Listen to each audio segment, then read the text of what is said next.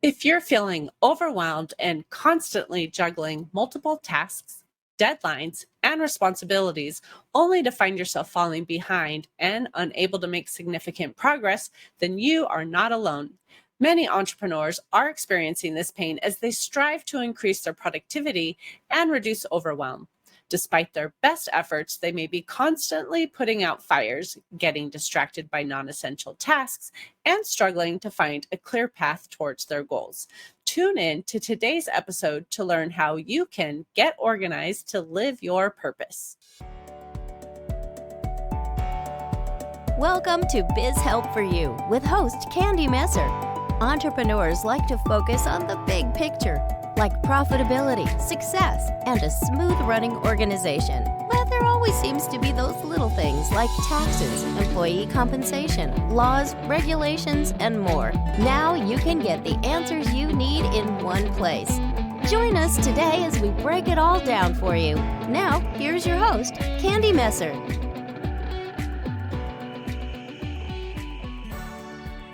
Hello and welcome to Biz Help for You with Candy Messer. Thank you for joining me today. If you missed my last episode and would like to listen to the show, links can be found on my social media pages as well as multiple favorite podcast platforms. And if you'd like to receive notifications on when my podcasts have been uploaded, please like and subscribe. Kathi Burns, CPO, is a board-certified professional organizer, image consultant, author, and speaker. As the founder of Organized and Energized.com, her mission for almost 2 decades has been to end overwhelm, energize, and transform lives by creating systems people can stick to. While working as a licensed boat captain and living full-time out of a duffel bag as a travel writer, Kathi realized the importance of living small, being organized, and merging art and style with practicality. As an organizing, image, and productivity expert, Kathi's advice has been featured in multiple national media outlets, including Huffington Post, NBC, ABC, CBN, Entrepreneur, Martha Stewart Living, Better Homes and Gardens, Oprah Magazine, and more. So, Kathi, welcome to the show. That was a mouthful. Thank you for having me, Candy. It's good to see you again. Thanks. Well, I do love to always hear the background too, because it also gives like a reason why we're even talking to you on the episode and why you can share your expertise. So I like to always have a little bit of that background. But before I get into extra questions that I have for you, I'd love for you to share just a little bit more about your story and how you began helping others get organized. It's a long and sordid story. Basically, I've had 13 careers, and a lot of them, as you mentioned in the intro, were living small. You know, I was a licensed ocean operator captain, so I delivered boats, and I lived out of a duffel bag. And then as a travel writer, I lived out of a suitcase. I was on the road 42 weeks of the year, every year. So the epiphany happened to me whenever I was out to sea one day. I was in the Gulf Stream, no land in sight, and it was night. And I'm thinking about everything back in my apartment and how none of it really meant anything. Like there was a couple things that were of import and everything else, it didn't even matter.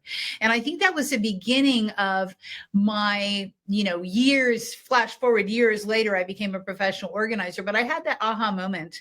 And so I think as a serial entrepreneur, I've had so many different careers and did some amazing things. That what's interesting is that I always was saying, I wonder what I should do when I grow up. Because I'm I still don't feel like I've grown up, but I finally figured out what I should be doing. And what I found is that I love change. Duh, right? 13 careers, of course. And also people, sometimes it's like the light bulb has to go up in your head or it slam you on the head or something. Like, okay, I love change. Well, a lot of people are very afraid of change, and change happens every day, all the time. And I've always embraced it my whole life. I was taught that way.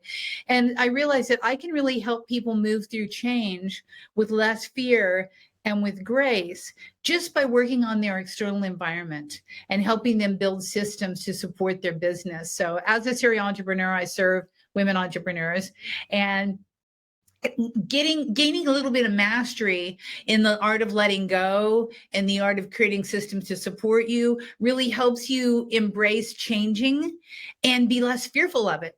And that's really my goal, is just to eliminate the fear of change, because it's going to happen anyhow. So you might as well do it the way you want to do it knowing that you can do it. And that's the very, short version of how I became a professional organizer. All of my toolkits, all of the skills I've been building after, all those careers have culminated right into this career. And I finally found what I should be doing when I grow up. So I've been doing it 18 years. I was the inaugural board certification class. And since then, that was many, many years ago. Since then, now I sit on the exam review committee and I actually help craft the questions and actually do the metrics to see what's happening with the exams. So that's where I am right now. Nice. Well, most people actually don't know this about me either, so it will be a fun fact for anyone listening, but I actually lived on a 41-foot sailboat with my husband for 8 months when we first got married, and I totally understand what you're saying about having to live small. I think I literally had 6 steps worth of space, because part of the boat isn't livable, right? And so that was an interesting experience. So I will understand completely what you're talking about today in the organizing and not having a lot of things, that really become clutter. But I know one of the words that you use is muck, right? So I would love for you to talk about muck and explain that definition. It's interesting. When I wrote my first book, the working title was Stuck in the Muck of Your Stuff. And muck to means anything that makes you stuck or unable to move forward. Stuck and unable to change, right? And for a while, it took me 3.5 years to write the book because I was stuck in the muck on my working title because that was Stuck in Muck of Your Stuff. And finally, 3 years into it, I'm just going bonkers. And I hired an outside coach and she immediately said, "You're stuck in your working title. Change it to mastery." So I changed it to How to Master Your Muck. And all the chapters just fell right together. Everything was about mastering this, mastering that, becoming the master of this, so and the other. So muck for me was my working title. But muck for anybody is just what makes you what's that thing that just keep banging your head on it, you just can't get past it. That's the blocks and the barricades to your success. So that's what muck means to me. And it's so funny because when I was stuck on this word muck, my husband is from California. I'm from Ohio. He goes, "No one's going to know what muck is." I said, "Everybody knows what muck is, even if they don't know what it is." And so sure enough, when we published the book, I took a videographer to this an outside market. And we were interviewing people, asking them what their muck was. And everybody knew what their muck was. And it was all different. One's lady, "I got a closet outside of my closet, outside of my closet. I can't get into my closet." Another one's like, "I have no time." So everybody has some sort of muck that we need to get over. And so that's what I consider muck. Well, and I think deep down, we all want to get rid of whatever it is that's holding us down, right? But a lot of times we're just feeling completely overwhelmed and like, oh, it's such a big challenge to handle, so why do you think in the first place that we really have that overwhelm to begin with? We don't plan. Like life happens to us and we're not planning in advance how we want life to look. We're not seeing the way we want it to look. We're not setting the stage for how we want it to look. We're not planning the day before it hits us. We're not planning the week before it hits us. And then what happens is we go into reaction mode, right? We react, like going to your inbox first thing in the morning. Terrible thing. So you're reacting. And then at the end of the day, you're like, what did I even get done? I didn't even get that. And then you're in overwhelm. And then you're beating yourself up going, "Oh my God, I just got totally astray. I don't even know. I didn't even touch that one project I was supposed to be doing. The deadline's tomorrow." And then you're in overwhelm. And again, you're in flight and fight because you've not planned how your day was going to be orchestrated. And I'm a big, mind over matter, you manifest your own destiny. And if you're not planning how that's going to look, then it just goes willy-nilly and you go into overwhelm. Well, I agree with the inbox as well, too. I think a lot of times people think, well, I'll just go in there really quickly and figure out what I need to handle. And then it's a couple hours later and you've been in there all day, right? Where I do the same thing. I don't look at it usually for at least a couple of hours. Today, it actually was almost noon before I got in because I had some very important things I had to do in the morning. And I wanted to be able to focus on them and not have all of these distractions. So I agree too. It's like, let's do the important things first thing where we're fresh and we can really focus, and then worry about the inbox later, right? But I think a lot of times people feel, but if I don't look at it first thing in the morning, I'm going to have like 150 in there, right? Before I even open it up after a few hours, right? So I think a lot of times too, we feel like we're just checking things off the list, right? Instead of actually accomplishing things. So, and I know you say also like getting out of busyness so you can get down to business. So can you explain that to the listener to help them get more organized and efficient in their work? Yeah. So busyness are the easy things. They're the mind distraction things. Business, and sadly, what we do as entrepreneurs and business owners is 20%, 80% of our time is stuck in busyness. And the other 20% that is the moving the needle forward thing. That's where you're going to get the increased income and the increased bottom line. But all the busy tasks, and busy tasks can completely take you over. I mean, I am a professional squirrel chaser. I will chase squirrels all over. I have a little bit of ADD, seriously. And that's what busy is, right? It's just like jump from branch to branch to branch of little bitsy things, because we figure if we can knock off the little bitsy things that we're going to make progress. But we don't realize at the end of the day or the end of the week, we haven't touched that big iceberg that we really, the big 80, the big project that will really push us over the edge to where we want to go. So busyness are the small little things. And the way to handle busyness, the busy tasks, is to chunk them all together in one time slot and say, hey, I'm going to work on all this little minutiae stuff and knock it out of the way. And that's definitely how to handle the busy stuff and what I consider busyness. Mark Twain said it well: if you have to eat a frog, eat it first thing in the morning. And just like you said, I'm not going into the inbox, right? I'm not doing that. I'm going to knock off the things that are important to me right now. Then I'll jump into my inbox. And what people don't realize is that the inbox is a call to action. There's not a single email sent to you that doesn't want you to do something. So go into reaction mode when you hit your inbox, as opposed to being proactive like you did at the beginning of the day and said, I'm going to be proactive and do what Candy needs to do right now before I get someone asking me to do other things. Right. Well, I love what you talk about too, about batching those things. That's actually one of the reasons why I wasn't even in my email until noon today, is because not only do I have my podcast, but I also put out video content on my YouTube chapter, my page, just to give little tips, like 2-3 minute, maybe 4-minute max videos. But I record the whole month at once. So this morning I recorded 4 videos, right? And so I've learned over time too. And so I think maybe people who are listening right now too can start to understand, like, oh wait, I understand why you're saying, like, put these little things together, because by the time I'm getting everything set up, I don't want to record just one video, right? It would be a waste of time. So I think that was a fabulous tip that you gave for those maybe who never thought of doing things that way. But you also talk about systems, right? So you say that systems can create a spark instead of squashing it, right? So can you go into a little bit more detail on that and explain why systems can be so important? Yeah. So systems that are designed for you, that support you, that I call it purring in the background of your business. Maybe it's your contact database, maybe it's your calendar of events, maybe whatever it is, a system that's built to support you will allow your creativity to spark. Because again, you're not in the busy thing of who was that contact, where was that contact. It's all in a really good CRM program that's there to support you. You can find that contact like that. And so your creative spark, we're all business owners and entrepreneurs because we are creators. We've created this business from scratch, from the ethers, from our brain. It's like, I'm going to do this and it's going to look like this and this and this. And when we have all the stuff that's all the glitches and nigglies, and I can't find that paper, I can't find that contact, the average entrepreneur wastes 3 hours a week can't finding things, which ends up being a month, a year.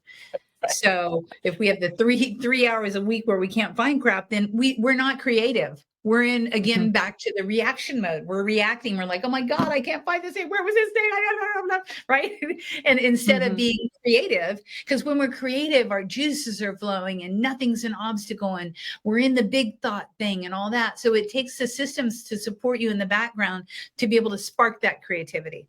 And if Mhm. anybody out there is listening and you're feeling like I am exhausted, I'm overwhelmed, I don't even know why I'm doing this business anymore, it's probably because you're not organized and you haven't created that background system to flow behind you and support you.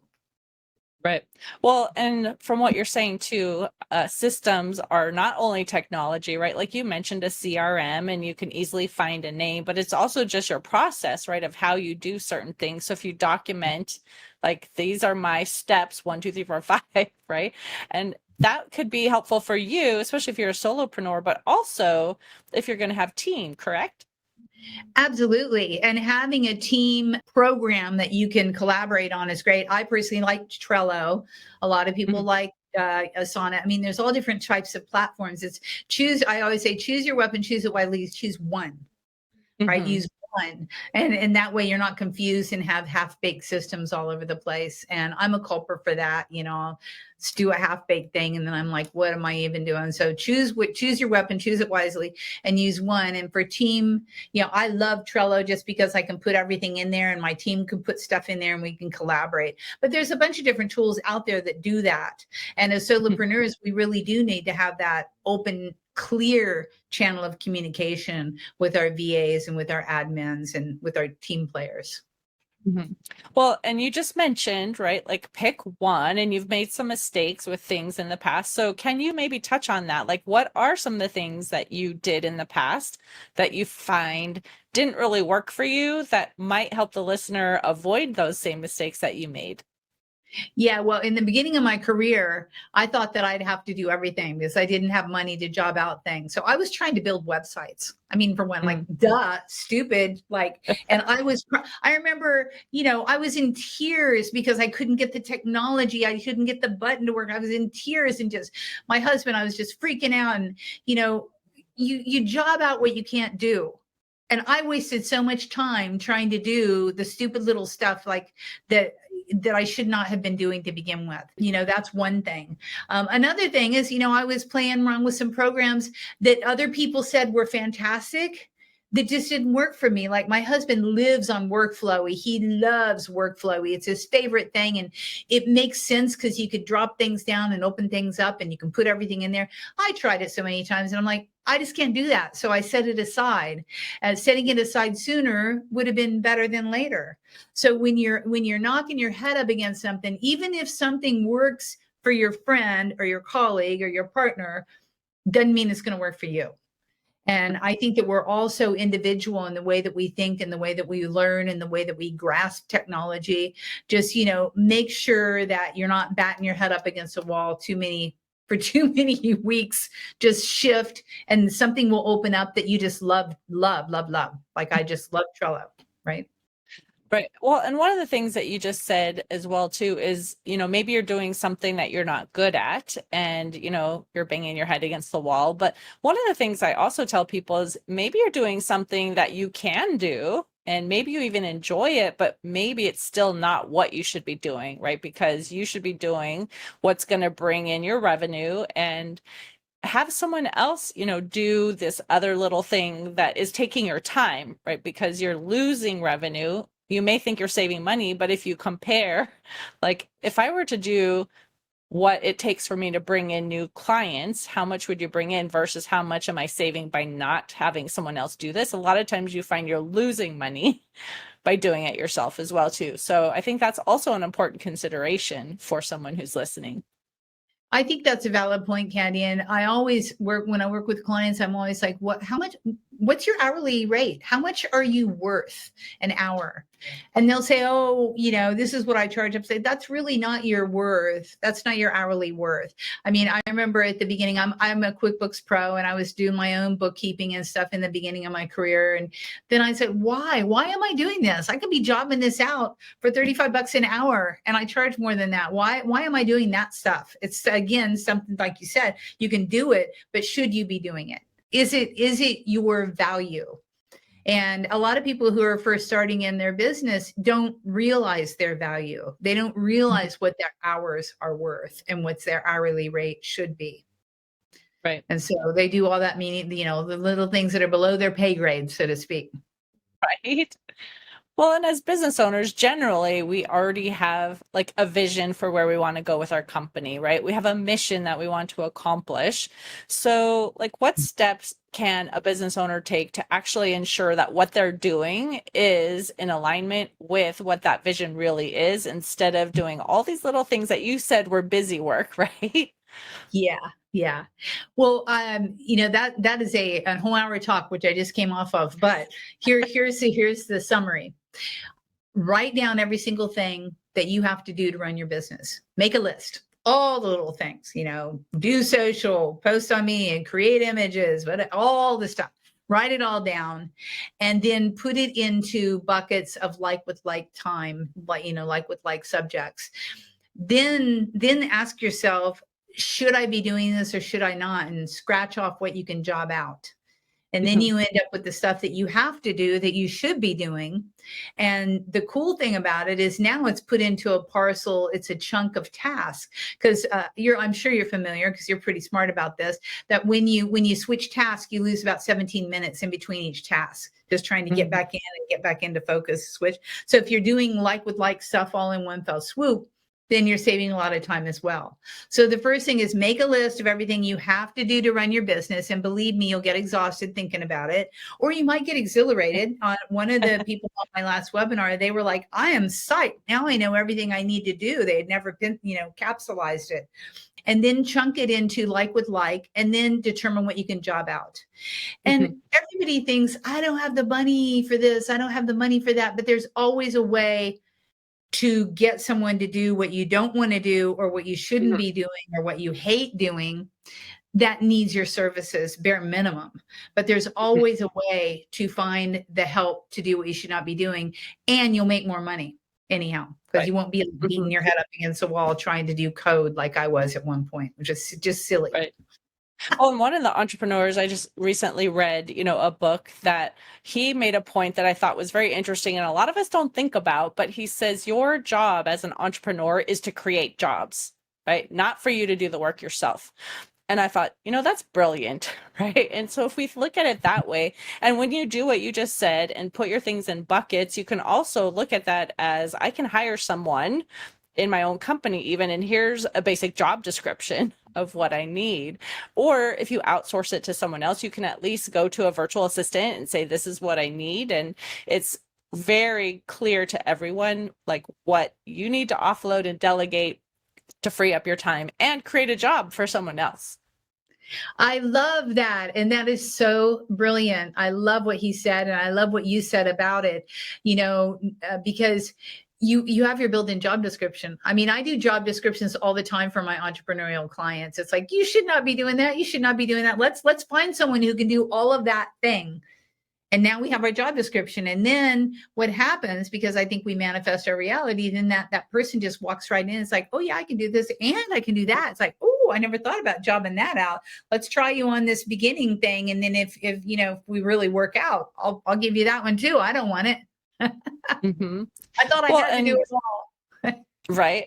Well, and I would say too, with changes in recent years, right? We used to be in offices together when we had team and staff, and a lot of people now are either hybrid or even just fully remote. And so their physical environment in their home is also their workplace. And so how do you feel that kind of impacts their productivity, even as an employee, and their sense of organization and all of that too, affecting them as a staff person for your company? Yeah, it's a huge thing. And most people, I mean, there's a couple folded question here. So if you're corporate and now you work virtual, you have to consider setting up your home office like it was set up at corporate. And half the time people don't realize when they're walking into corporate, oh yeah, I have a desk. Oh yeah, I have some file drawers. Oh yeah, I have a pencil drawer, right? And whenever they get home, they don't consider that they need a 6-foot desk. They don't consider that they need a proper file cabinet. They don't consider that they need a place for their, pens and pencils and stuff. They just throw up a dining room table and think they're going to get to work.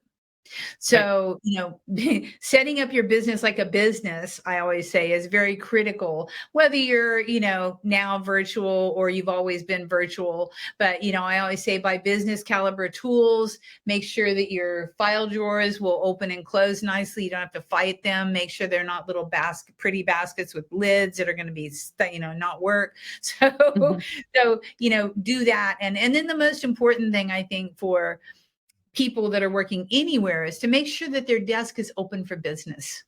Make sure that it's not full of piles of unfinished stuff and piles of paper and tchotchkes and candy and all that stuff, right? Make sure that your desk is clear, because when your desk is clear, you have clarity of thought. When you have clarity of thought, you get more done faster.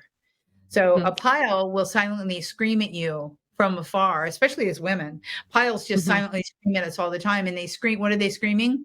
I'm not done. I'm not done. I'm not done. Do something, do something. And so you're like distracted over there. You could be on the phone having this brilliant conversation with a brand new client who you're looking to land, right? And this pile screaming at you. It's like a ladida and in the back of your ear. You don't need that.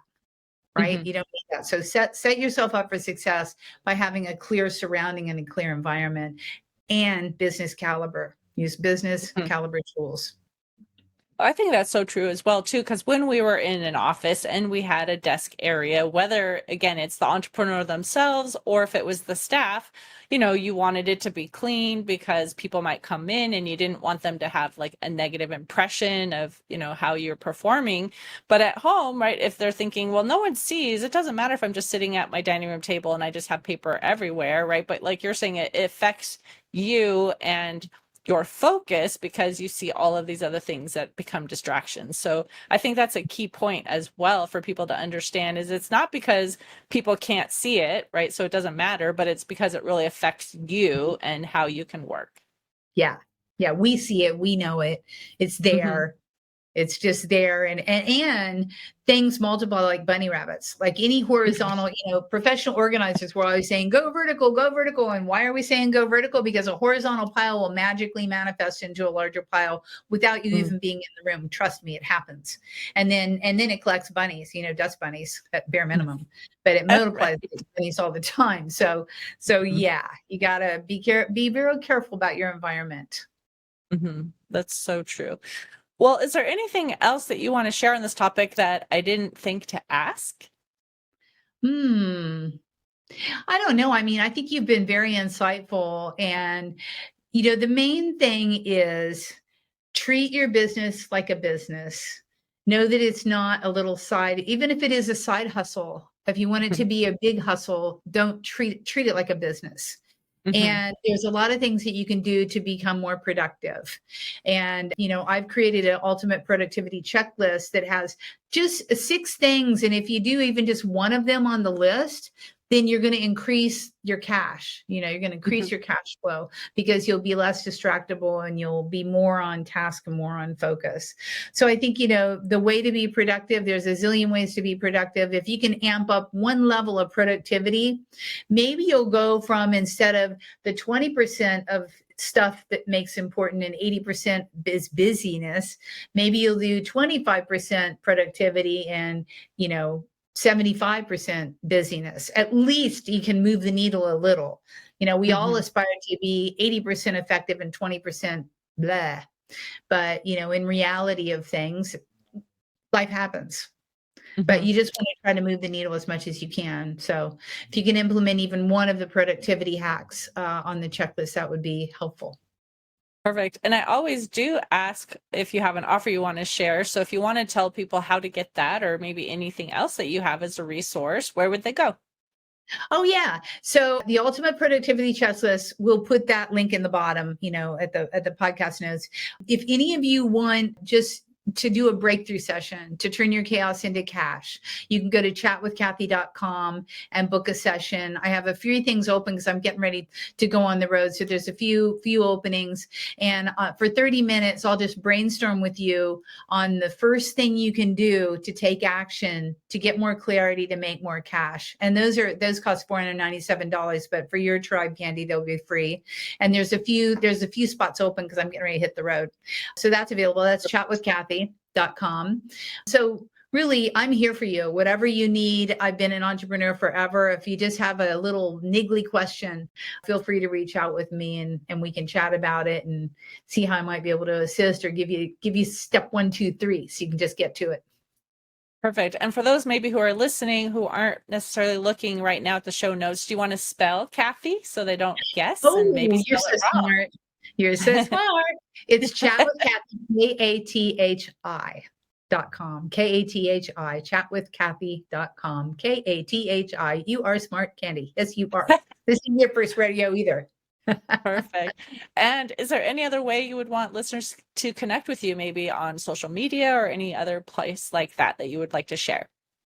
Yeah, I mean, you can go to Facebook. It's Organized Energized. You can also go to organizedsandenergized.com, and there's tons and tons and tons of resources there for you. If you need to get some free downloads or any other type of thing, you can connect with me there. But yeah, Facebook is my platform. So you can find me at Kathi Burns. You can also find me at Organized and Energized. Perfect. Well, thank you so much, Kathi, for being a guest on my show and talking today on this topic. I think it's really important for entrepreneurs to hear, and we've probably heard it multiple times, but it doesn't hurt to hear it again, of some of the little things that we can be making adjustments for just to make things a little easier for ourselves too, and get out of the busyness and focus on our business. So thank you. You're very welcome. It's been a pleasure. Thank you, listeners, for tuning in today. I hope you found this topic interesting and enjoyed the informative discussion. Would you please share my show with those you know and leave a review on your favorite podcast platform? I'd really appreciate your support. If you have any additional questions or comments, be sure to reach out to my guest at any of the links that they shared, or you could send me a message at media@abandp.com. I hope you can join me for my next interview. And remember, you can connect with me on Twitter, Facebook, and LinkedIn. And my website is abandp.com. This episode is sponsored by Affordable Bookkeeping and Payroll Services. If you are overwhelmed trying to handle the financial aspects of your business, ABP is here to help. Contact us today to discuss your needs at 310-534-5577 or contact@abandp.com. My team and I are eager to assist you. Until next time, have a great day. Thank you for listening to Biz Help for You. Please join your host, Candy Messer, again next time. Have a terrific day.